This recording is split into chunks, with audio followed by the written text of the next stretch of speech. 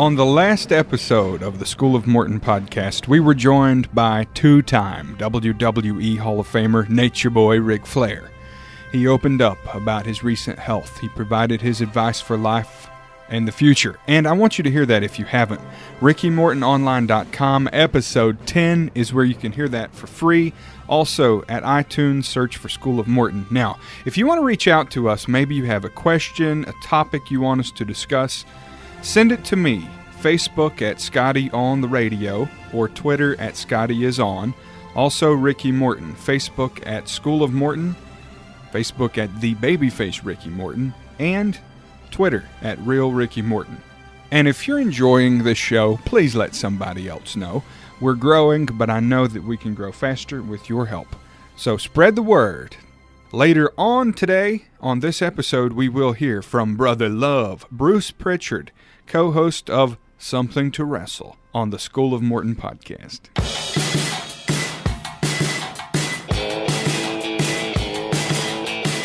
Welcome to the School of Morton podcast. I'm Scotty Campbell with WWE Hall of Fame inductee of the Rock and Roll Express, Ricky Morton. Hello, Ricky. Hello, Scotty, and to my buddies that are listening, our business. Now, let's get this show started off right. Cold weather, so that's going to get somebody fired up, because what did they tell us, Ricky? They told us that they have to take a shot every time you say in our business. Our business? Okay. Well, we have had a time. Today makes episode 11, and I just thought we might step back for a minute and just recap some of the things we've talked about real fast, Ricky Morton, before we get into today's topics.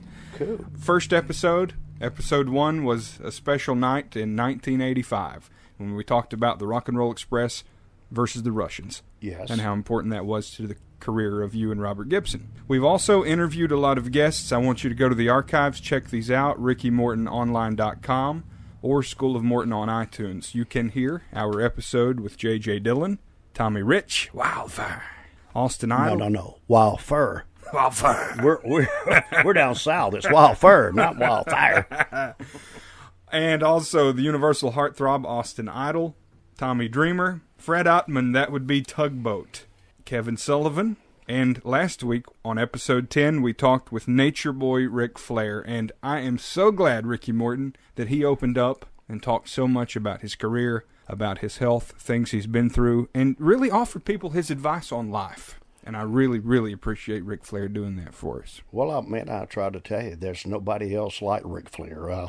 I know once a lot of people meet him, everybody has their own opinion, but you got to understand, we are wrestlers, and later on in our episode when we have our guest on today, I get him to talk about this too. It's, we're human too. We have good days. We have bad days. So you got to understand that, we're mixed up in the dramas of life too. So, but Rick's really, to me, he is one of the best. I learned a lot from Rick. You see what I'm saying? My PhD in professional wrestling. I got taught a lot, went to schools, but when you spend hours wrestling him in the ring, gosh, it's unbelievable. Then you really understand what a true world heavyweight champion he really was. I have all the respect in the world for Rick. That's just the way it is. I loved it when Ric Flair would hit the turnbuckle and bounce over the top and do that flip. Oh, yeah, and run down the turnbuckle, go up the top, up again.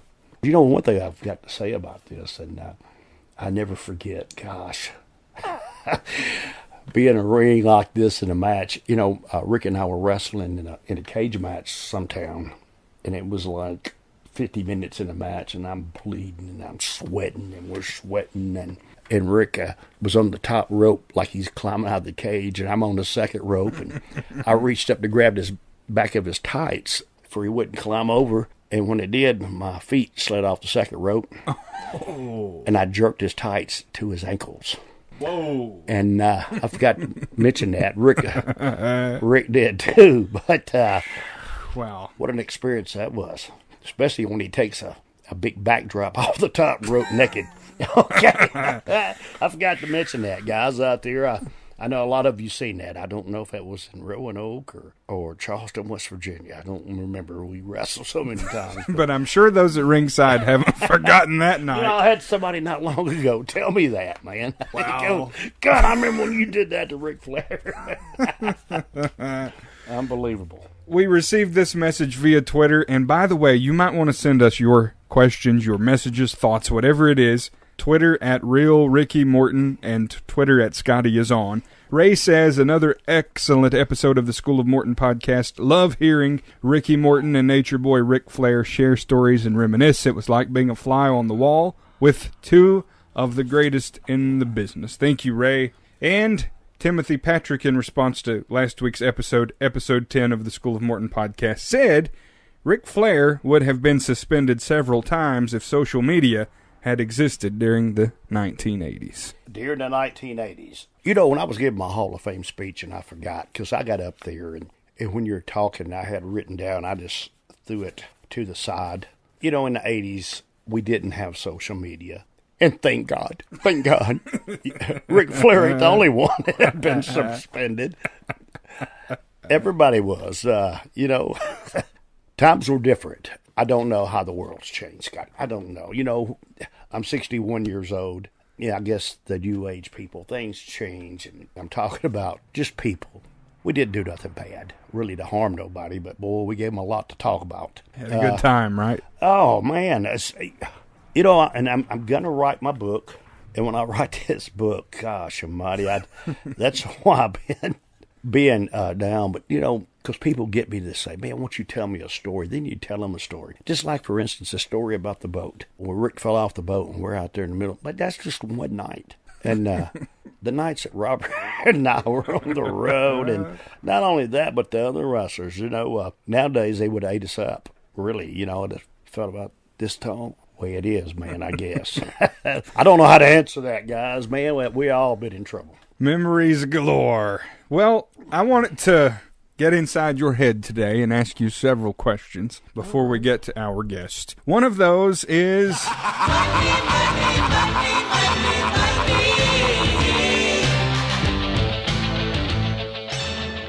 Ted DiBiase. Yes, the $1 Million Man. He had an incredible run in so many places, and I was wondering maybe where you first encountered him in your career. Well, I first met him when I was a kid, but that's when Ted was working out of Atlanta, Georgia. And it wasn't really like I knew him, you know, because I was just going in, doing TV and leaving. But when I went to work for Bill Watts, Teddy was one of the top heels there. Man, gosh, I loved working with him. And he's one of the reasons we got my wife. No, I'm just kidding. He is one of the reasons, I guess, Robert and I went to NWA, you know, but you have to understand, he was just and I'm sorry, guys, about that. I just got to tell Vince that I can't make Monday Night Raw. I mean, hang the phone up on him. But you'll call him back. Yeah, I can call him back. You always do. Hey, if that was really Vince, you think that I would have hung that phone up?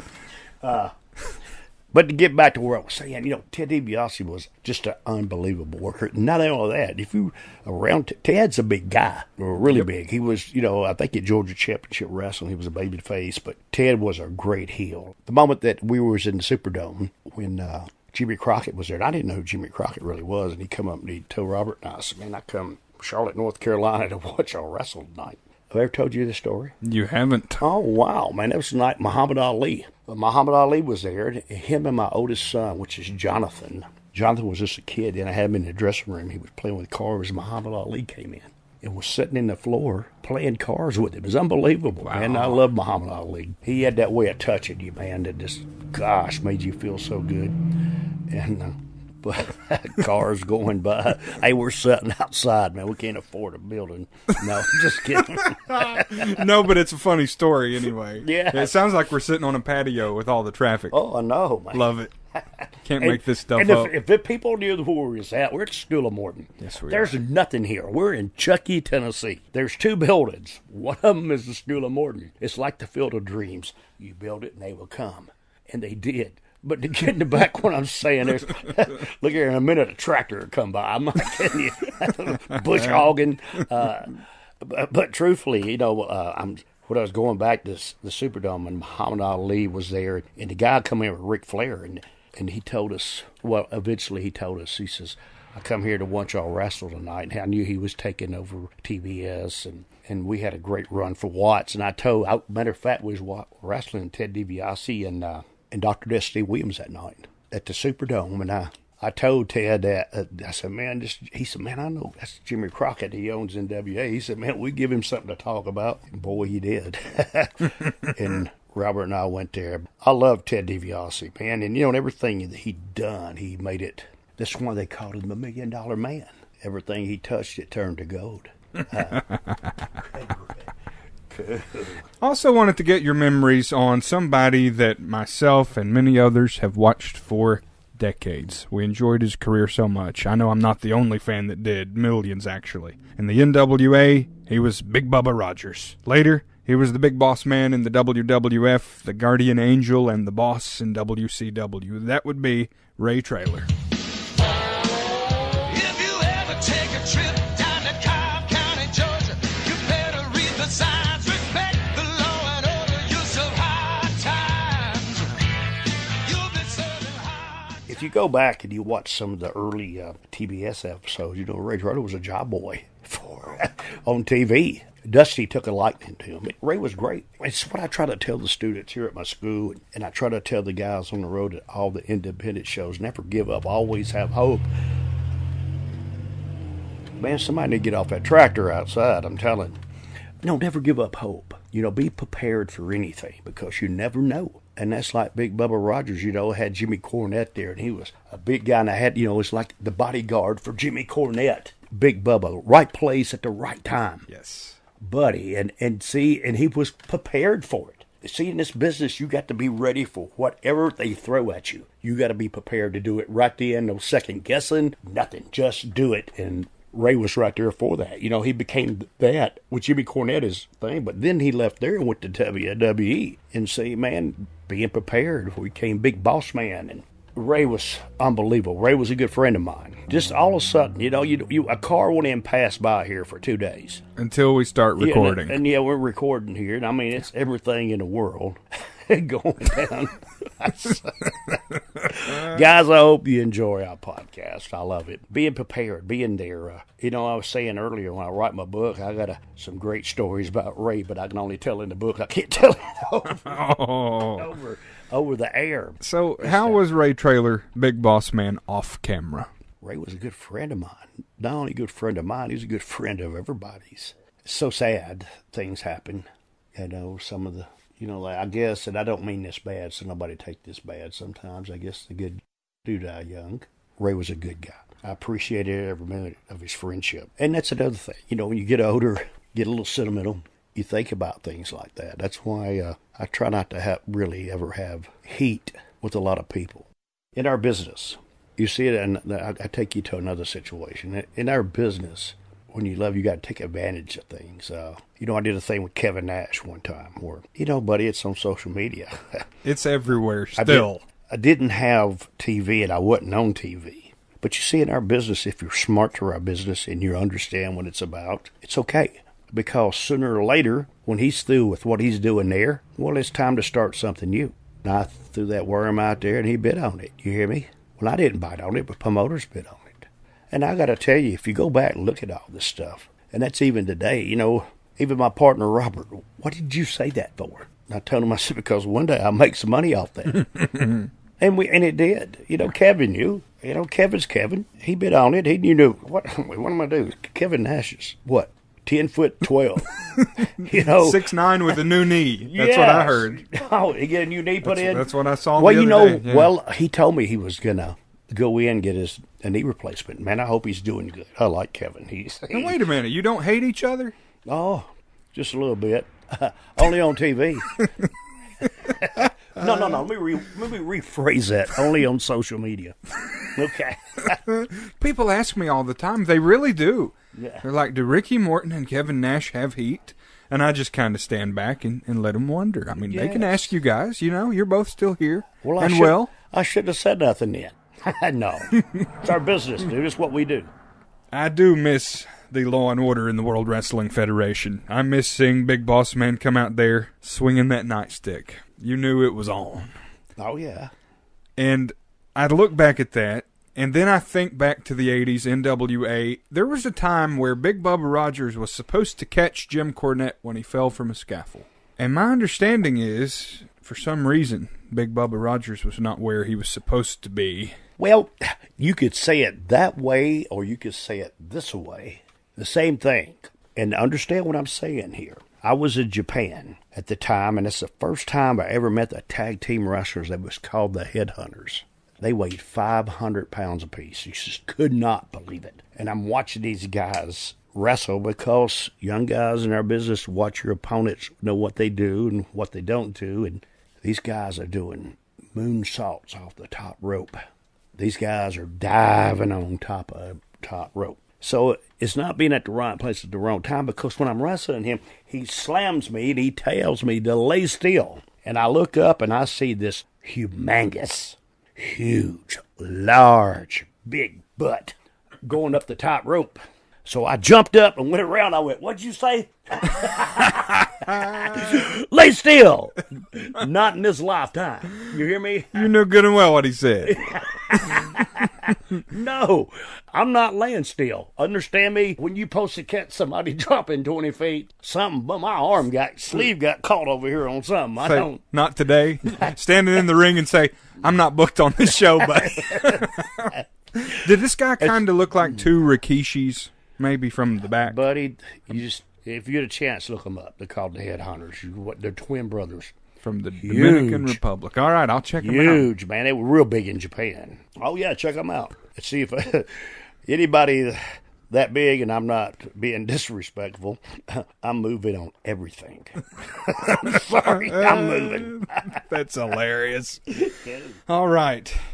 Another one people want me to ask you about, and that is the man with the many headbutts, the Junkyard Dog, Sylvester Ritter. From North Kakalaki. Sylvester Ritter was my friend, buddy. Gosh, and when we was in Louisiana too, Robert and I were the top babyface tag team, but Dog was the man. Could not believe how over the Junkyard Dog was. It was just unbelievable. A tragic thing happened to him. He got killed in a car wreck over in North Carolina after his daughter's graduation, going home. But the Junkyard Dog, man, gosh, it's so much I can say. Well, and with his height, with his size, how was he comparing to the other guys in Mid-South and other places? Well, that's the reason Bill Watts, because when Robert and I went there, we were small guys, and then because Dog was so big, you had to have big heels to work with. But then it kind of changed when Robert and I come in, but they still had the people for Dog, because Dog left there and went to WWF at the time.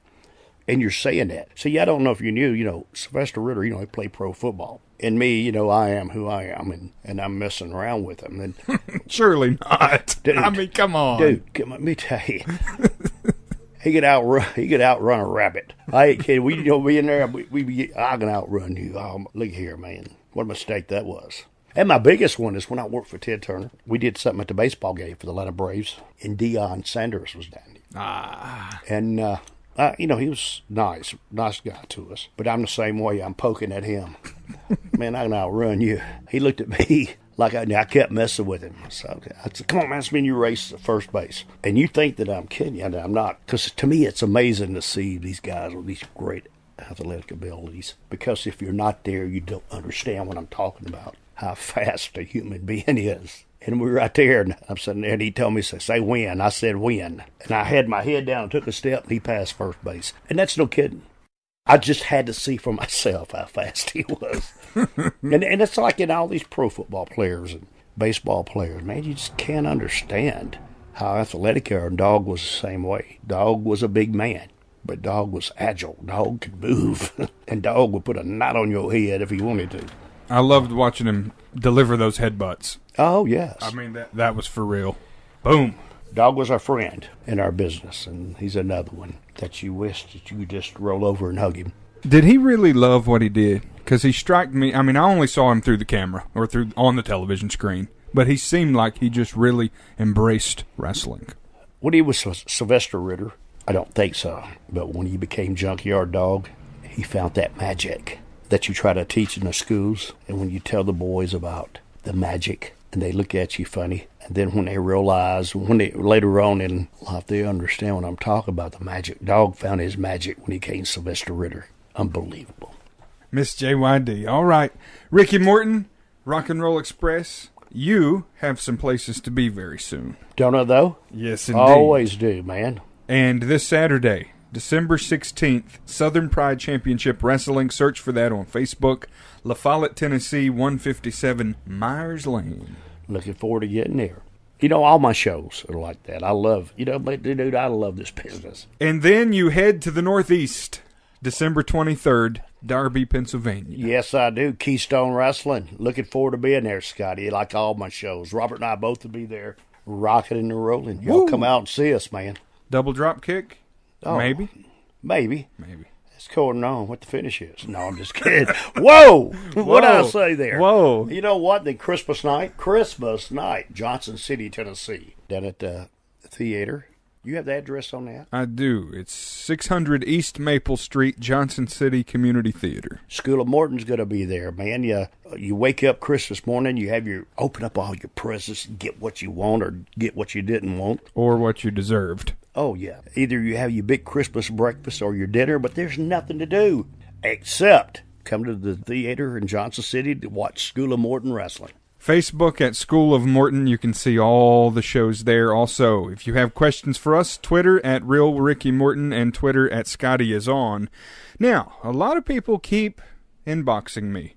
They keep tweeting me. And Ricky Morton, they ask me. They say, Ricky Morton has a lot of shirts. They say they see you in the shirts. How can they go about finding some? Go on to Pro Wrestling Tees. Now, it's not too late to get that great Christmas present. Jingle bells. Yeah, shotgun shells. Oh, excuse me. We're talking about... But no, man, go on to Pro Wrestling Tees. They are great. Not only they have one design, but they have several great Rock and Roll Express shirts, School of Morton shirts, Ricky Morton shirts. Unbelievable. Please check them out. Get that Christmas present for the one you like or the one you love. They'll ship it right to your door, ProWrestlingTees.com. Search for Ricky Morton.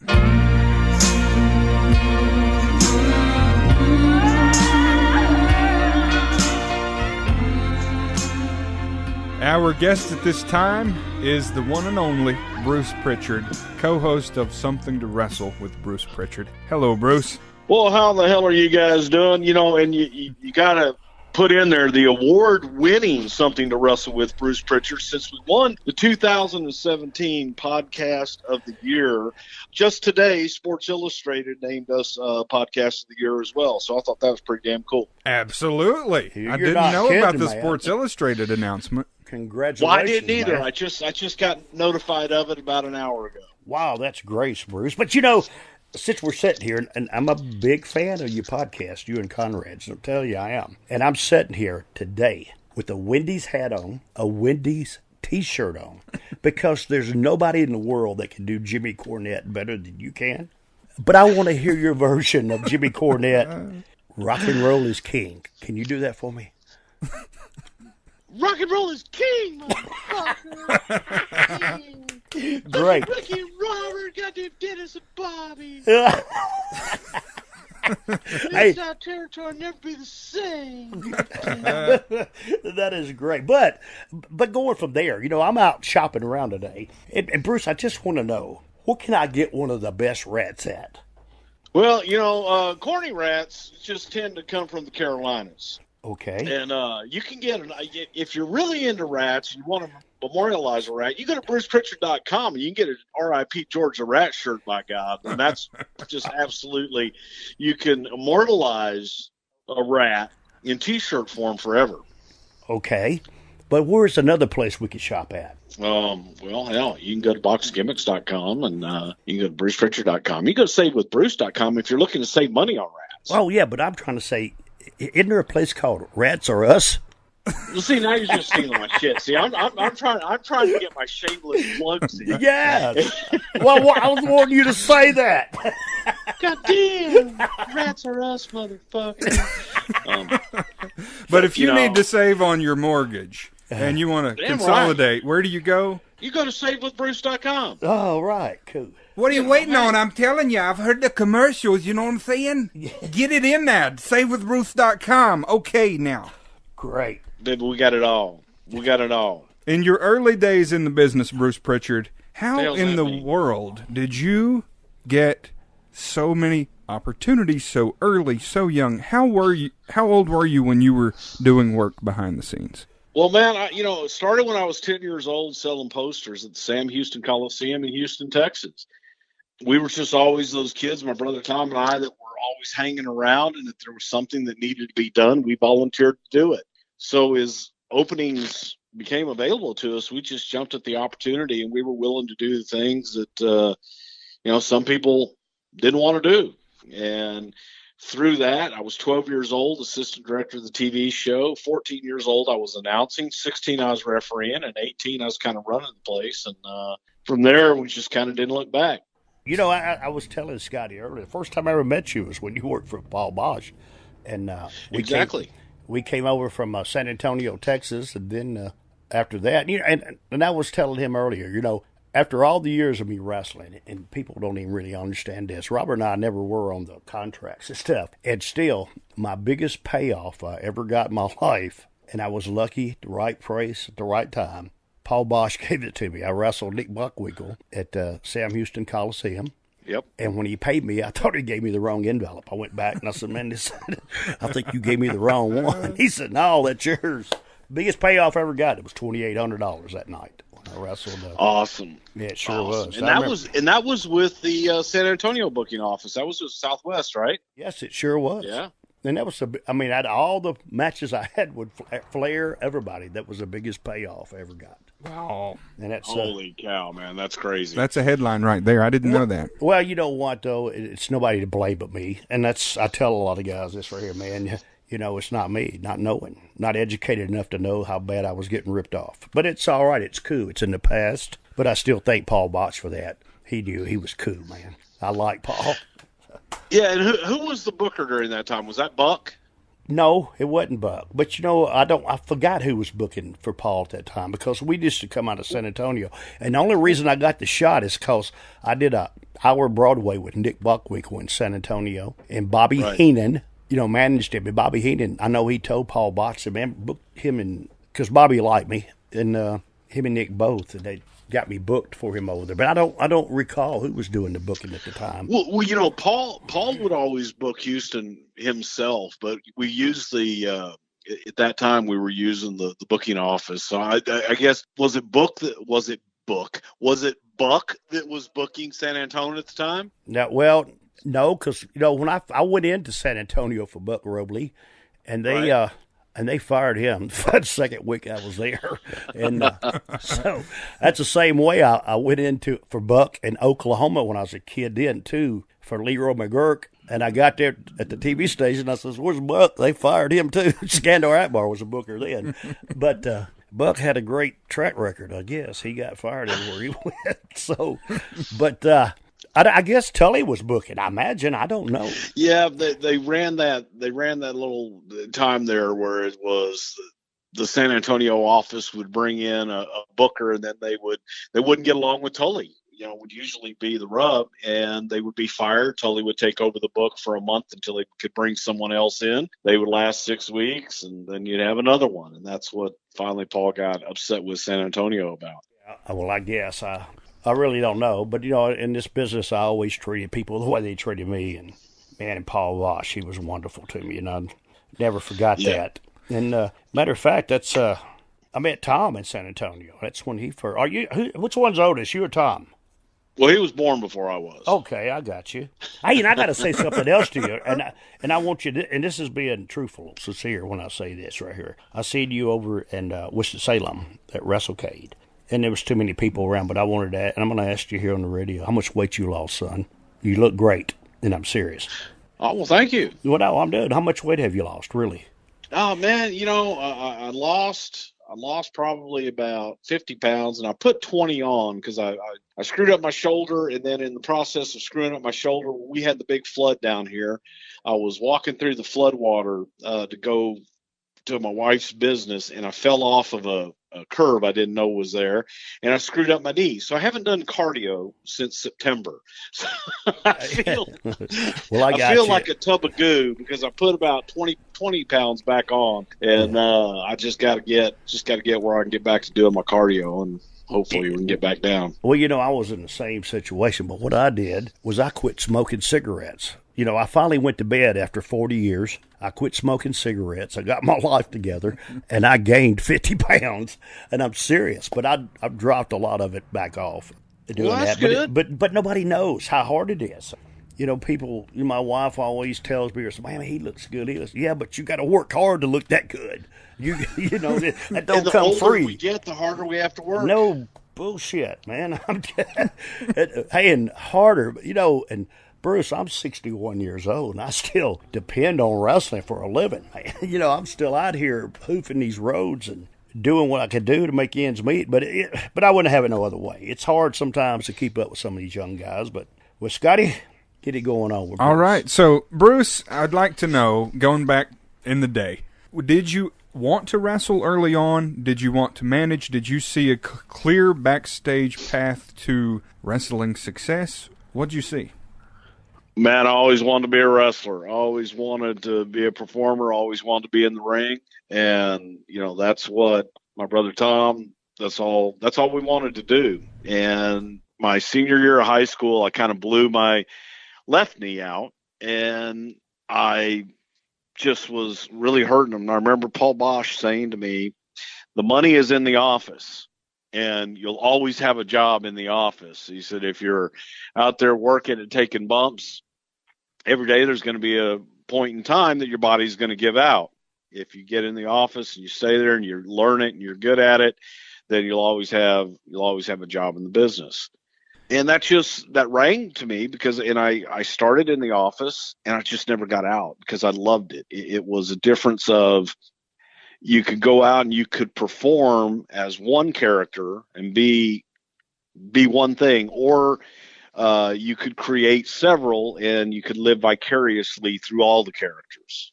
And that's what I had fun doing. I think it's safe to say almost everybody in the business takes maybe little pieces from other people. Early on, if you had been going in the ring instead of in the office, who would you have tried to emulate at that time? Growing up, man, my heroes were always the Funks, because grew up in Texas, and the Funks were, man, they were the big deal. So I probably would have tried to emulate Dory Funk Jr., but also Wahoo McDaniel was a big influence, and Dusty Rhodes, without a doubt. And I think that as far as personality goes and everything else, I probably would have been closer to Dusty Rhodes. Lord knows my body type was much closer to Dusty Rhodes than the rest of them. But I just loved his flamboyant style and gift of gab. But not now, you don't. You look great. And that's a compliment to you. I noticed that. Man, that sounds funny, don't it? Well, I might as well add. Yeah, I mean, you are saying awfully nice things to Bruce Prichard. There's nothing wrong with that. Don't stop him. He's married, okay? Yeah, but I don't know why I hate him. No, I'm just kidding. I hate you, Bruce. Well, no. He is a heel. But him and your brother I adore, man. Tom's unbelievable. Had some of the greatest matches I ever had with Tom, and gosh, I guess I was brought up in the wrestling business like I was. And you spent so much time with Dr. Tom Prichard in Smoky Mountain Wrestling, Ricky Morton. We did receive a tweet asking to ask you, and I don't know if I'm supposed to do this or not, but Donnie Davis says, what is Bruce Prichard's favorite Tim Horner match? My favorite Tim Horner match? That's the question. I didn't know there was a favorite Tim Horner. I didn't know anybody had a favorite Tim Horner match. So do you want me to just reply and ask Donnie what his is and be done with it? Okay. Let's see, there you go. Yeah, just so I didn't know there was one. Hey, Scotty, pull that stick out of the pot over us. Well, I mean, the guy stuck it in it, Just saying. All right. Now, you know what Tim Horner's problem was? I think that Tim was kind of cursed in that Tim and Brad Armstrong always seemed to be in the same place at the same time. And Brad was a little bit bigger than Tim, but they had a very similar style. And they worked an awful lot alike. They had the same, kind of pattern. And as a booker and as a promoter, I think that most of the promoters and bookers would gravitate towards the larger Brad Armstrong. And I think that kind of cursed Tim. Tim was a hell of a worker, great worker. I agree. But he wasn't real colorful, didn't have a whole lot of personality. And, I dare say that Brad Armstrong backstage had about 1,000 times more personality than he had in front of the camera. Somebody asked me about that last week, and I answered that for him. Just for some reason, when that light come on the camera, Brad turned. But if Brad was Brad in the dressing room on TV, there was no limit to what. No, there was the most entertaining guy in the locker room. Oh, yes. Unbelievable. Can imitate anybody. And just, God, And Speaking of imitating people, okay, so there was this deal. I saw this video where P. Diddy, Sean Puffy Combs, suddenly told the world that he was going to be Brother Love. Yeah, that didn't last too long. And this is the beautiful thing about wrestling fans is without any coaxing whatsoever or without, having to turn up the volume and all, wrestling fans took it upon themselves to bombard him unlike anything that he had ever been bombarded with before. Saying, hey, there's only one Brother Love, it's Bruce Prichard, and you can't go stealing gimmicks. I sent the guy one tweet, and I've known Diddy since about 1992, 93-ish. Nice guy, great guy, but he knew who Brother Love was, and he was a fan. But he quickly tapped out on that once the wrestling fans got a hold of him. Oh, I thought that was hilarious. I'm glad he let it go, though. And, hey. Had no choice. And there you go. Well, and you never know who's been watching for so many years. A lot of people still, I think, even after all these years, Bruce, they don't want to talk about it. I'm a former member of the Tennessee House of Representatives myself, and I can't tell you how many state senators and congressmen would come up to me because they knew I love wrestling. And it was like I was their safe space for wrestling talk, and then they'd be like, that one time, and then they'd tell their story. I just thought that was kind of comical. But have you seen that in your life too, with talking with different people? All the time. My favorite, like you say, my favorite thing is the people that come up to you and say, I used to watch it all the time. I don't watch it anymore. Hey, but that other day, did you see that thing with that Roman Reigns, that Joe the Samoan fella? Right now, I don't know if Joe's gonna make it. I don't know. He ain't that good. I used to watch him back at that TNA thing, and he was a lot better then. Just happened to be flipping through. I thought you didn't. I thought you didn't watch. Is it girls right now? Oh my gosh! Did you see that one? Now, speaking of TNA, how was your time there, Bruce? I mean, did you get lost in the shuffle, or what happened? I don't understand. The first time that I was at TNA, I came in, and originally I came in just to help Vince Russo backstage producing vignettes and helping out where I could. They asked me to help out with the talent relations department, which I did, and took that over from Terry Taylor when he left. But it was inheriting. What I found was kind of, it was a bit of a mess, to say the least. And unfortunately, no matter who they put in to that role or into that situation, nothing was ever going to change unless something at the top changed. And what I mean by that is not just, Dixie, but her mom and dad, and being able to allow people to, they had some qualified people that were in positions that they could have done something, but they were second guessed by people that built power plants for a living. And give me an example of that, because I was out of touch. Give me an example of that.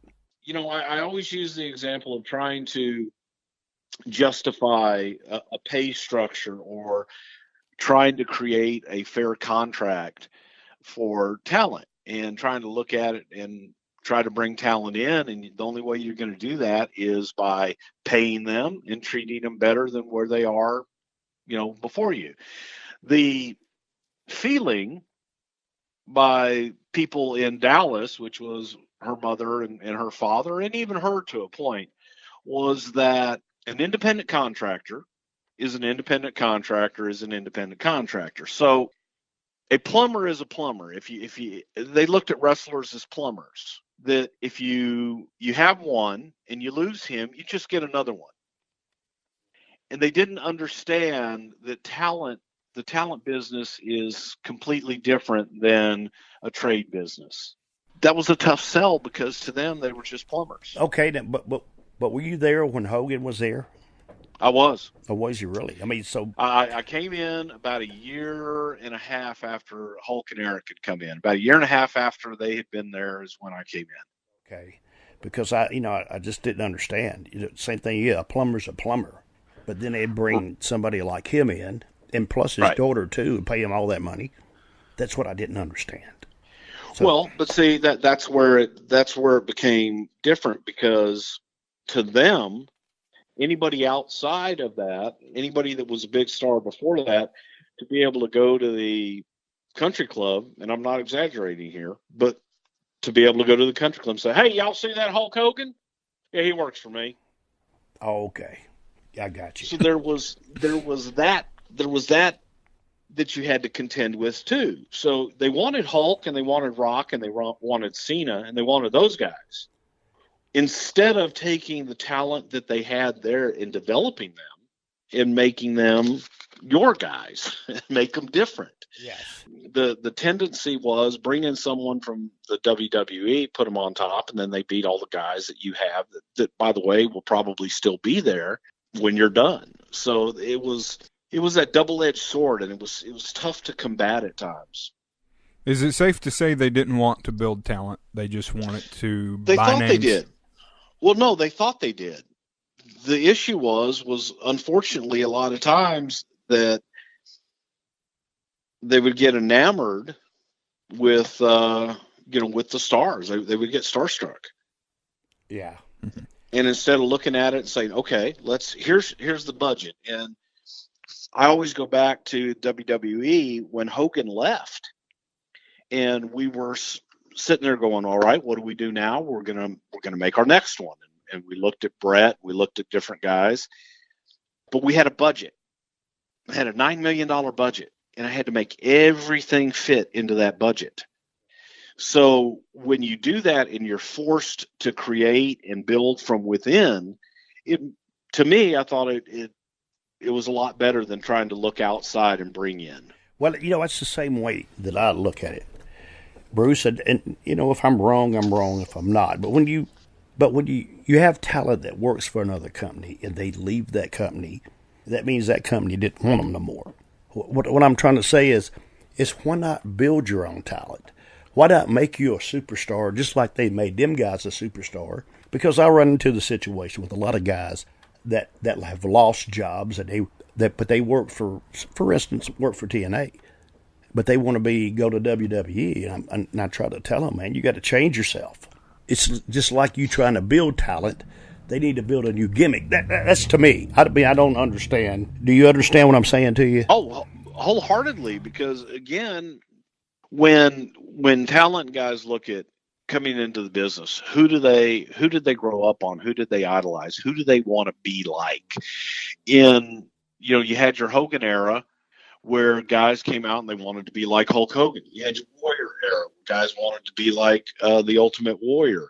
Then as time progressed, you had Brett, who kind of broke that mold, and now people wanted to be like Brett. So you look at who the top guy is and who the successful guy is. People want to be Ric Flair. The issue is that when you have such a strong personality, Hulk Hogan, Ric Flair, the Ultimate Warrior, Brett, all of these guys that were top guys, instead of trying to emulate them and be them, do something different. Find something different so that the next generation wants to be whatever the hell you are. not just a copy of something else. That's a good And there's answer. some guys that, there's some guys that have made it as copies, but for the most part, everybody that's been different, they're the ones that are going to make it. Because when you're comparing them to somebody else, they're always going to be a comparison. Terry Taylor worked his whole career trying to emulate Ric Flair. There's only one Ric Flair. Yep. But you know what, Bruce? That's a good answer. I like that, and I know our fans appreciate Well, I mean, that you too. guys. But hey, but rock you and know, roll. but I have a wrestling school, and we're coming from the School of Morton. But I get asked this question all the time. What can we do? What can we do? But see, I'm on the independent shows. And matter of fact, I was standing back talking to a guy the night, and he's telling me, and I told him, I said, now look at you and look down this hallway. That's where the guys are dressing. I said, tell me what you see. Oh, a bunch of wrestlers. I said, and I'm scratching my head, and I said, dude, every one of you look just alike. Every one of you got the same tights on, just different colors. I do watch the matches, and I mean, what can I say when people ask me how was our match? Because the first 4 matches were the same match. Right. Every one of them was the same, doing the same spots, doing a lot of things. And earlier we were talking about, I said, in this business here, it's not about, you got to be at the right place at the right time. And when somebody calls upon you to do something, you got to be able to perform what they want you to do. And a lot of guys don't understand that, especially on the independent circuit. It's called getting my stuff in. I gotta get my stuff in, and then you go out, and I work a headlock routine and tear the house down. It's because they don't understand. And me trying to tell them that is like talking to a telephone pole. We do down here, Booker T's got a school. We have a TV that we do every month. But we lay out and we ask everybody, how are you starting your match?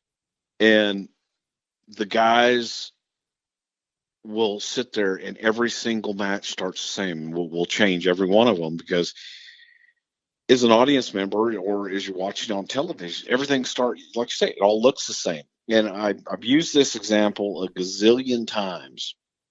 Rock and Roll Express, Mid-South territory, big man territory. It was all big guys. It was all giants.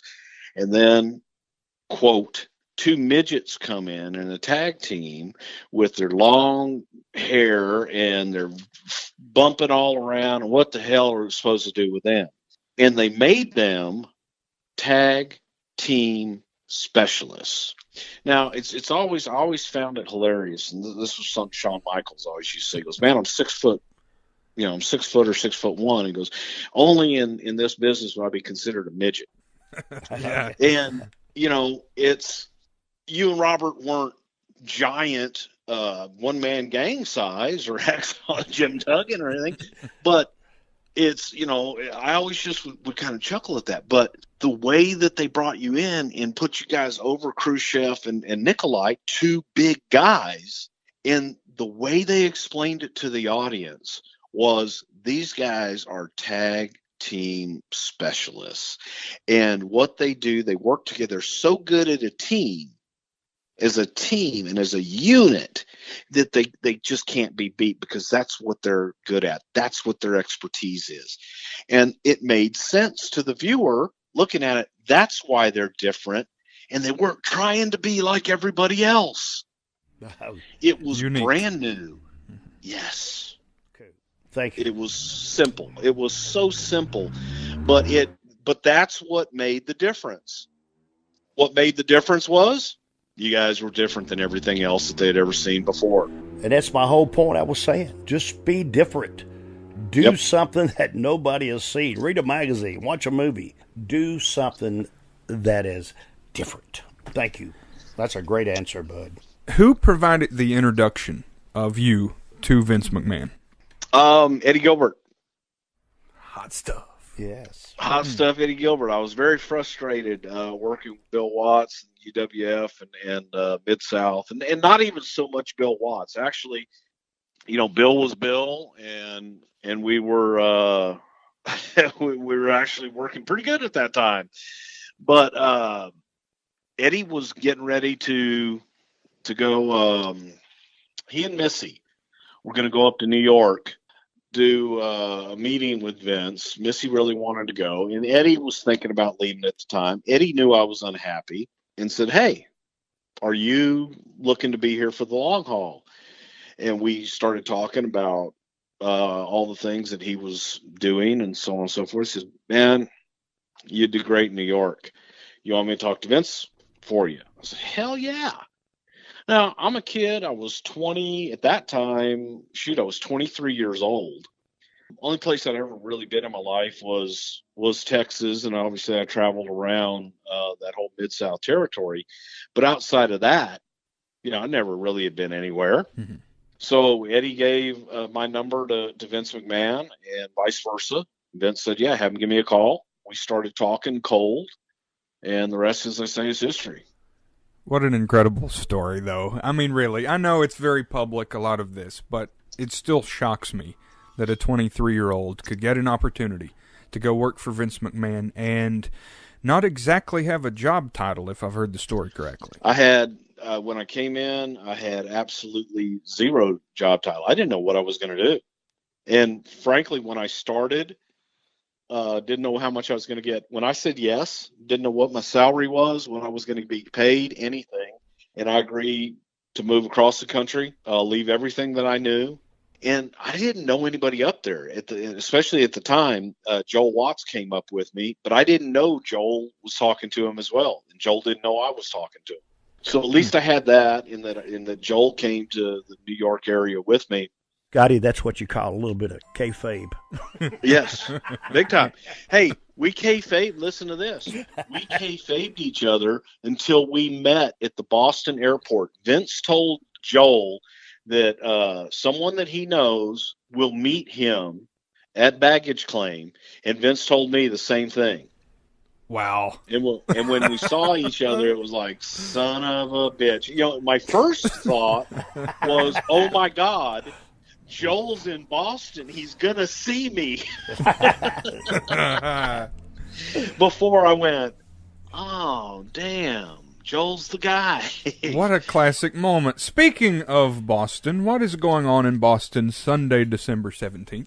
Big, huge main event, by God, at 2 o'clock at the House of Blues in Boston. A live something to wrestle with Bruce Prichard and Conrad Thompson.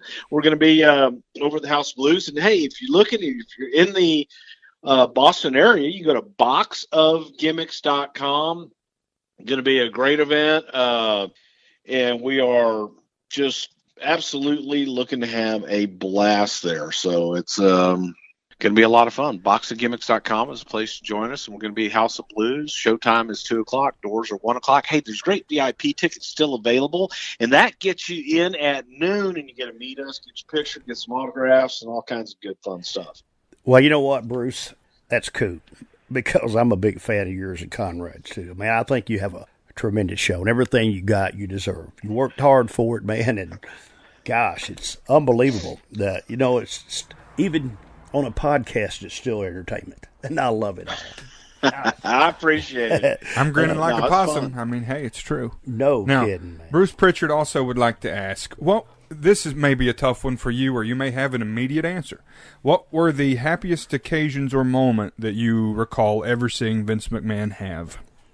Woo. Gosh, you know what? I mean, there have been probably a few there. I think that whenever you would have a culmination of things, and when you look at a big WrestleMania and you look at things where it actually kind of panned out. I remember when we went public on the New York Stock Exchange. Originally, we went public on NASDAQ, and then we went from NASDAQ to the New York Stock Exchange. And when we did that, Vince walks into my office on a Thursday and said, I want a ring and I want to have matches on Wall Street on whatever it was, Tuesday or Wednesday when we go public. I want to, at noon, high noon, after we make the announcement and we ring the bell and everything, I want to come out. So make it happen. This is on a Thursday.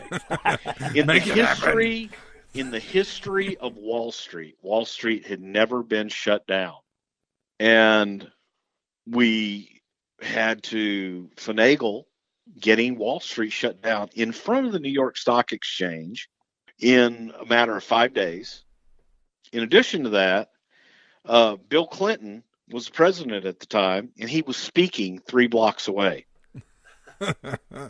So we, finagled and did what we had to do, but we actually got it done, and we put a ring, and our nerve just standing out there and looking at it. The idea that however many years ago he looked at me and said, one day we're going to go public and change the game. And when it actually happened, and to be there in that moment and go, wow, we did it. You know what? And that's great, because when people like us that love this business so much and you get a job, no matter what happened, Bruce, you made it happen. And that's cool, man. Well, but you know what, Ricky? That's the difference. When you grew up in this business, we were asked to do things, and you just did it. You didn't care how you did it. You just had to do it. Well, yeah, and if these young guys would only understand that. I mean, when you're asked to do something, there's no hecking, no, just do what you're told, man, and I'm telling you, you'll see the brighter side after it's over. Everything's for a reason, and the guys don't understand that. So, but right. Everything is, man. You kind of figure it out, and you look at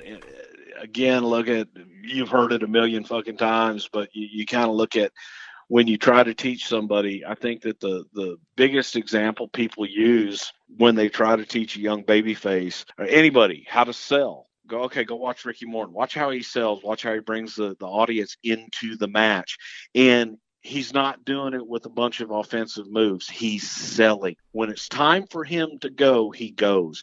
But up until that point, he brings the audience into the arena and into the ring with him. And so they're helping him. Every single piece of his comeback is with the audience. The audience is throwing every punch and every kick and every arm drag and every drop kick, and you feel it. That's the difference. When guys say, well, hey, man, what do? I was thinking. I said, first problem, don't think, feel. Stop thinking about what you're going to do. Just go out there and feel it. And what do you feel you should do? That's what I'm saying. Don't be afraid to be afraid. Go do it, man. That's, Bruce, man, that's cool. And thank you very much. But, man, when you're having a great time, it runs out. You just don't even know how much I appreciate you coming on our show today. Hey, my pleasure, man. And you're always fun to be around. That's cool. I hope to you and hope you do the same thing. I love wrestling business. It's nothing like it. And if you get a chance, please go on my School of Morton and check it out. I have a school here, and we do the same things. James Strange, that helps me a lot. Does all the writing. Just check it out, man. We have little stories with guys that you wouldn't even think, but we make their dreams come true, and they make my dreams come true. Bruce Prichard, I love you. You have a good day. Hey, I love you back, my Thank God. you. It was great seeing you, and thank you so much for having me on, man. I appreciate it, guys. She said, Rama, Lama, Bama, Lama,